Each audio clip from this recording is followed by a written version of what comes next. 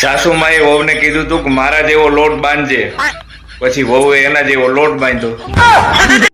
મામલો તો અહીંયા રસ્તા ઉપર મેદાને છે, બાકી ઘરે જઈ અને ફૂલ બાકા જીકીને મોરે મોરો થઈ જવાનો છે. તું રેવા દે ભાઈ, એ મોટા ઘરની ફેશન વાળી છોકરી છે, એના ઘરના નહીં માને. આ કૂતરું નવું સ્પાઈડરમેન નું મૂવી જોઈ આવ્યો, પછી એવો પાનો ચડ્યો અને એને એમ થયું કે લાવો હું ડોગેસમેન બની જાઉં. પડી જાય, હાડકા ભાંગી જાય તો ભલે ભાંગી જાય, બાકી પંચાયત રોકાવી ન જોઈ. રાંધણ છઠ્ઠે વેલું એટલા માટે રાંધવામાં આવે છે કારણ કે બાયું ભેગી થઈ અને પછી મોજ કરી શકે. છત્રી ભલે હોય લેડીઝ, પણ વરસાદમાં ઈ કાગડો જ થાય, કાગડી નો થાય. હમણાં એક હાઈ લેવલની મીટિંગ ગોઠવાણી, એમાં ગંભીર મુદ્દા ઉપર ચર્ચા થઈ. જોઈ હવે શું પરિણામ આવે છે. આમ તો ઊંટને રણનું જહાજ કહેવાય છે, પણ અહીંયા પાણીનું જહાજ બન્યો છે અને પાણીની મજા લે છે. આ બેગ કદાચ વિદેશમાં પણ ખોવાય તો પણ ઓળખાણ થઈ જાય કે ઈ ભાઈ ગુજરાતી જ છે.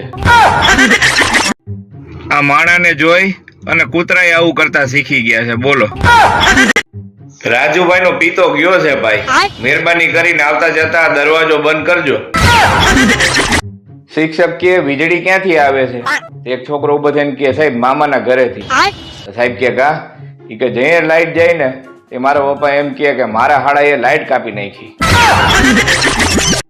બાયુ બોયકટ વાળ રાખે છે અને જણ લાંબા વાળ રાખે છે.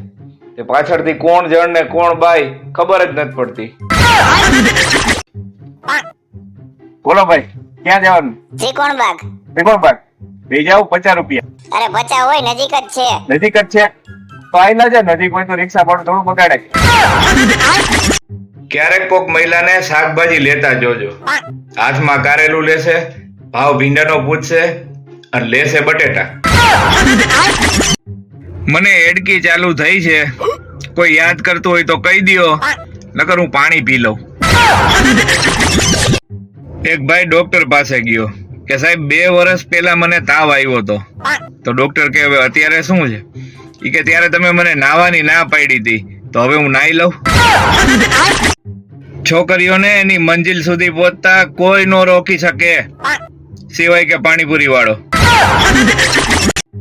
સ્વિમિંગ પુલમાં માવો ખાતા ખાતા જે નાતા હોય ને એ અસલ આના જેવા જ લાગે. અત્યારના સમયમાં પતિ પત્ની એકબીજાને અડી શકે છે, પણ એકબીજાના મોબાઈલને અડી શકતા નથી. મહિલાઓને જીવનમાં 3 વસ્તુ જ જોઈ: સુંદર કાયા, પર્સમાં માયા અને એક જ વાર બોલાવે એમાં પતિ બોલે કે અભી આયા, બાકી બધું મોહ માયા. ગરમી ને બફારો એવો છે ને ભાઈ, બાપુના 3 વાંદરાવે સ્વિમિંગ પુલ ગોતી લીધો. નવા નવા લગ્ન થયા હોય, બધા એક હામટા પરિવારમાં રહેતા હોય અને પતિ એની પત્ની માટે નાસ્તો લઈ આવી અને છુપાઈને જે રસ્તેથી પત્ની સુધી પહોંચાડે એને સ્ટેટ ઓફ હોર્મુઝ કહેવાય. દરેક સફળ પુરુષની પાછળ એક સ્ત્રીનો હાથ હોય છે, પણ આવી રીતે.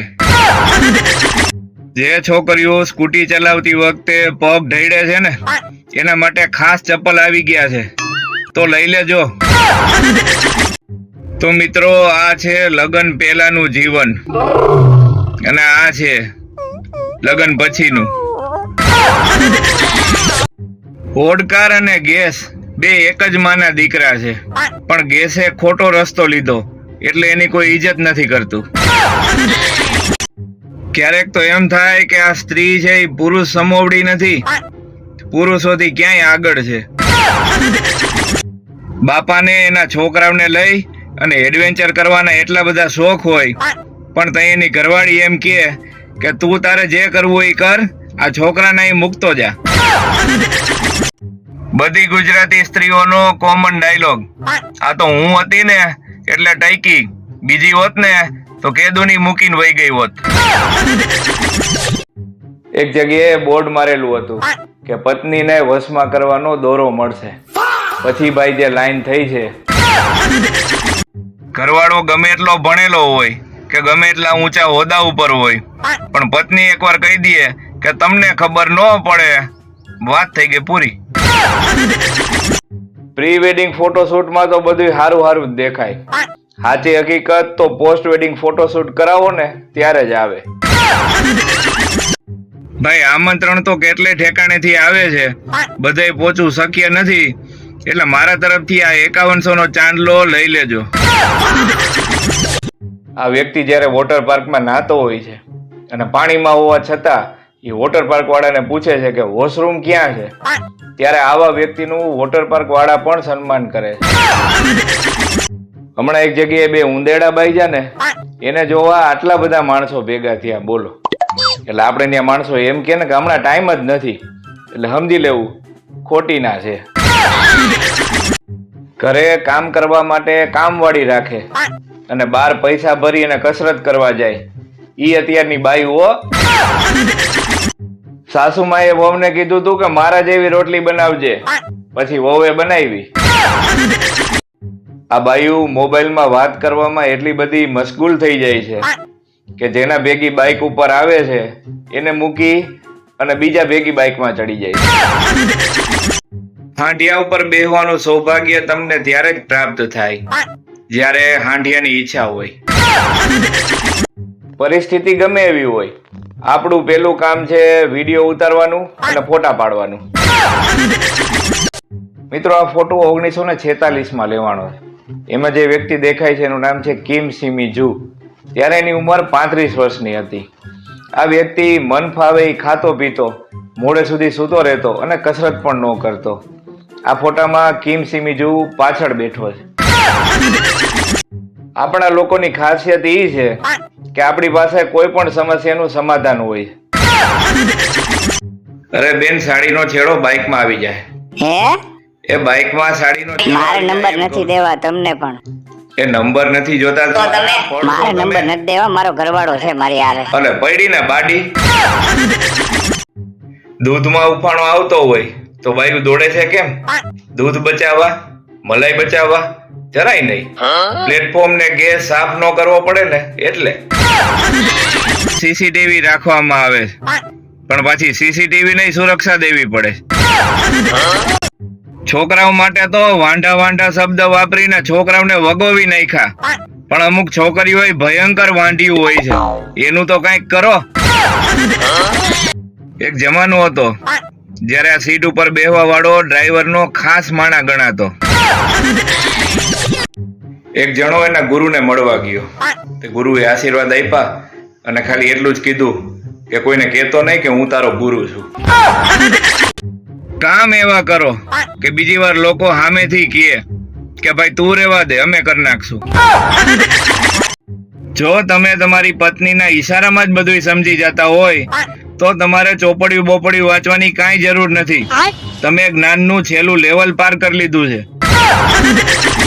તો આ છે બીજા દેશોમાં એઆઈ નો ઉપયોગ અને આ છે આપણે ત્યાં એઆઈ નો ઉપયોગ. પરણેલો પુરુષ આજીવન વિદ્યાર્થી રહે છે. માને એમ લાગે કે એની બાઈ શીખવાડે છે અને બાઈને એમ લાગે કે એની માં શીખવાડે છે. આ તો સારું છે કે ઉધરસ સાથે શરદી થાય છે. તમે ખાલી વિચાર કરો, ઉધરસ આરે ઝાડા થતા હોત તો. જો તમે તમારી પત્નીના ઈશારામાં જ બધું સમજી જતા હોય તો તમારે ચોપડિયું બોપડિયું વાંચવાની કાંઈ જરૂર નથી. તમે જ્ઞાનનું છેલ્લું લેવલ પાર કરી લીધું છે. દરેક ગામમાં તમને 2-3 એવા તો ભાભલાઓ મળશે, કાં તો એ ભૂતારે બથોબથી બાંધ્યા હોય, કાં ભૂત એની પાસેથી બીડી પીવા માંગી હોય. શિક્ષક કે વીજળી ક્યાંથી આવે છે? એક છોકરો ઉભો થઈને કે સાહેબ મામાના ઘરેથી. સાહેબ કે કા? એ કે જે લાઈટ જાય ને એ મારા પપ્પા એમ કે મારા હાડાએ લાઈટ કાપી નાખી. ક્યારેક કોક મહિલાને શાકભાજી લેતા જોજો, હાથમાં કારેલું લેશે, ભાવ ભીંડાનો પૂછશે અને લેશે બટેટા. ભાઈ તું ભૂલી નથી ગયો ને? ટેસ્ટ માટે પિન પેજ હું જ તને મારા ચોપડામાંથી ફાડીને આપતો, ખબર છે ને?